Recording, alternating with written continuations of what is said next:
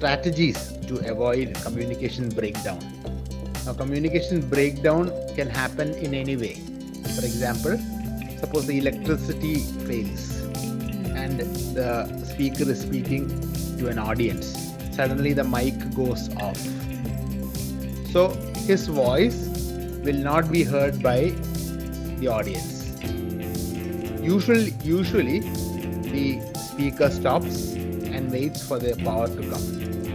But suppose the power will be available only after 10 or 15 minutes. Then the speaker has to continue.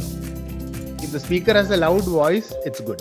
Then he could possibly move towards the center of the audience and then speak out loud. But if he has a low voice, a communication breakdown occurs. So like this, there are so many examples of communication breakdown. Let's have a look at all this. So the objectives that we are going to look at today is how we will be able to identify those communication breakdowns and how we can classify certain examples and what are the strategies that we could do to avoid a communication breakdown. So the communication breakdown happens when the message is not clearly understood by the receiver.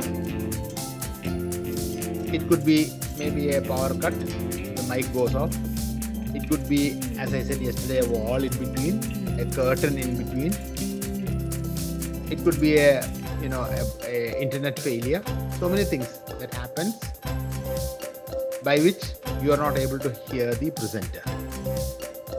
Effective communication means that you are able to listen, you are able to understand, and you are able to take action on whatever the presenter says. So when I speak to you slowly, concisely, many of you will understand, which means I have effectively communicated to you.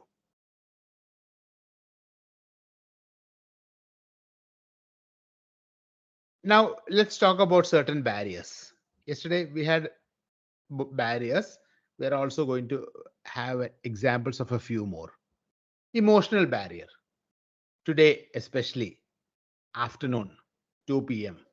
I'm sure you must be feeling that, somehow if this class is over, then, I can go and sleep and things like that. It's going to be the start of the weekend and things like that. Or today morning, you had a bad day and you felt frustrated. This is an emotional barrier. I talked about yesterday the doctor speaking in the hospital, the same way a scientist. Suppose the scientist discusses the weather to a clueless neighbor, to an ordinary housewife, or to a person. He will be explaining in terms that the neighbor doesn't understand. So this use of jargons is also another communication barrier. Then suppose you are asked to say something in front of the class and you are hesitant because you are shy. This is another barrier. This is what is known as lack of confidence. Or a noisy environment. Our classrooms sometimes have a noisy environment. There is this sound of the cement being mixed or the sound of the excavators working to build the new building. So there, when a teacher is speaking or when you are talking to your friends, sometimes you have to talk through a noisy environment. So this is also a communication barrier. Now, how do you avoid such communication breakdown? You must be an engaged listener. You must listen actively.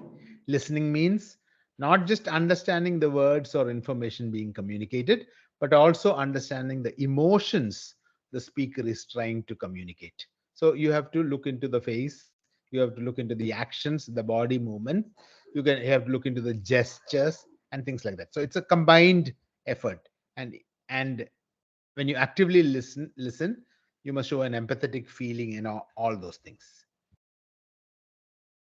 Then when I talk today's afternoon, And I know that some of you will be very sleepy. Some of you might be actually lying down and listening to this. But I should be very active.